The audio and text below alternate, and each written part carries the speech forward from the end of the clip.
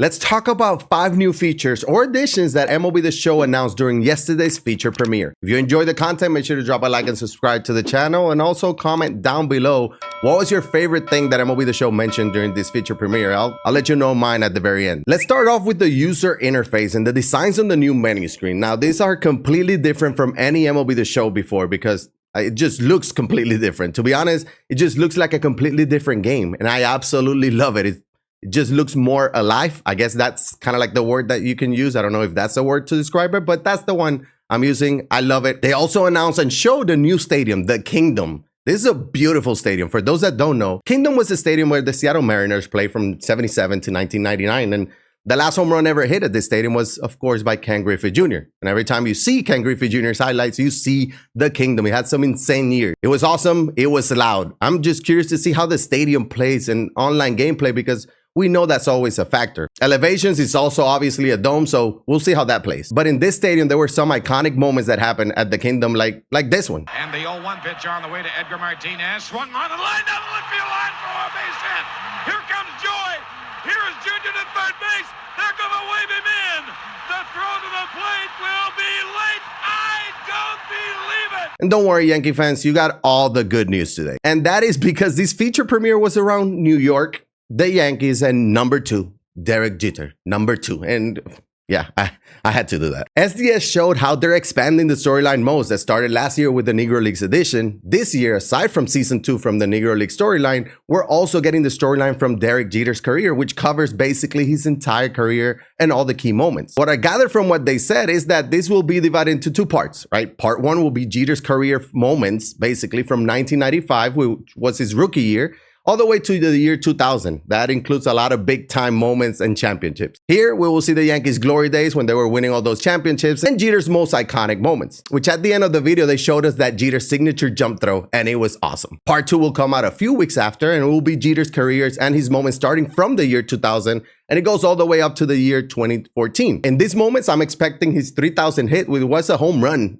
David Price in Yankee Stadium, and his last ever game that ended in a very much Derek Jeter fashion with him hitting a walk-off single. So those are 2 I'm expecting. Another thing that they mentioned that we'll be seeing in these storylines, and I mentioned before the Yankee glory days, well, because we will get to learn a little bit more about it by completing moments with what we know today as the core 4 of those Yankees teams.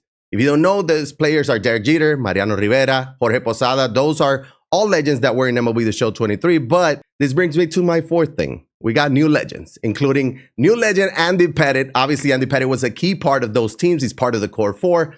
He played a total of 18 seasons, including 15 with the New York Yankees. The other 3 were with the Astros, which is kind of crazy to think about now with the whole rivalry, but he went to Houston and back to New York to finish his career. Anyways, Andy had some incredible years with the Yankees, so I'm already thinking about what his best card in Diamond Dynasty would be. His best year was probably with the Astros in 2005, but a Yankee card of 1997 will be a very solid card. He went 18-7 with a 2.88 ERA over 240 innings pitched, which is something that we might never see again. Now, one curious thing about Andy is that he admitted to using HGH, even though he never really took steroids, or he denied he did. The reason why I find this curious is because last year we had the addition of McGwire and Sosa, and we were expecting a lot of these big names, PED type players at it, and we were right. Andy's one of those. Hopefully we get some bigger names at it. Yes, I'm wanting Alex Rodriguez and Manny Ramirez. Give me all of them. There were also 2 other legends announced and confirmed. Those are Paul O'Neill and the great Bernie Williams. Yes, I am super excited. Obviously, all 3 legends are known from their Yankee years, but that was the feature premiere. That was what it was all about, the Yankees. I'm sure we'll get some new legends announced later on. I do want to talk a bit about Bernie, though, not only because he's Puerto Rican. I've been begging for a Bernie Williams card for the longest, but I know the Yankees have their core 4, like I mentioned previously, but it should probably be a core 5, no? Because what Bernie did for that franchise just doesn't get talked about it enough. He took care of center field during those championship years, and they were winning, and he was producing in the middle of the lineup. He had some pretty insane years. So switch hitter with good contact, good power. He might not be like a 99 Mickey Mantle light card, but he should still be a very solid 99 overall card as a switch hitter as well. 1998, he won a batting title by hitting .339, 26 home runs, 97 RBIs, career high 997 OPS. He followed that year with a .342 batting average, 25 home runs, 115 RBIs. He also stole 15 bags both of those years at 5 and 6 triples, so even his speed should be above average. Bernie also gave me one of the most exciting moments of my life. The year was 2006, very first World Baseball Classic. It was in Puerto Rico, Cuba facing Puerto Rico. Winner take all, loser goes home, and Bernie opened up the score by doing this.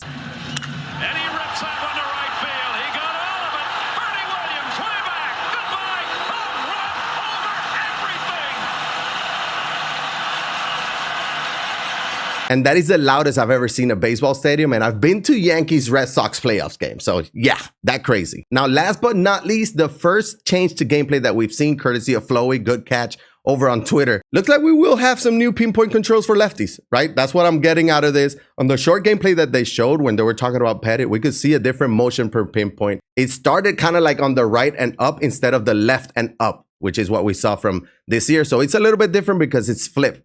I'm thinking it's for lefties, but we'll see. I'm all for making pinpoint a bit more difficult, but it shouldn't be too bad. 2 or 3 days, we'll get used to it and we will be good to go. Out of all these things, obviously my favorite addition has to be Bernie Williams because of what he meant and means for us Puerto Rican. Obviously, I know that his card would be very good. He would fit perfectly in Team Puerto Rico. But that will do it for me and what I thought were the 5 most important things, feature additions that MLB The Show announced yesterday. Let me know down in the comment section below your favorite thing from yesterday's feature premiere, and I will see you next time.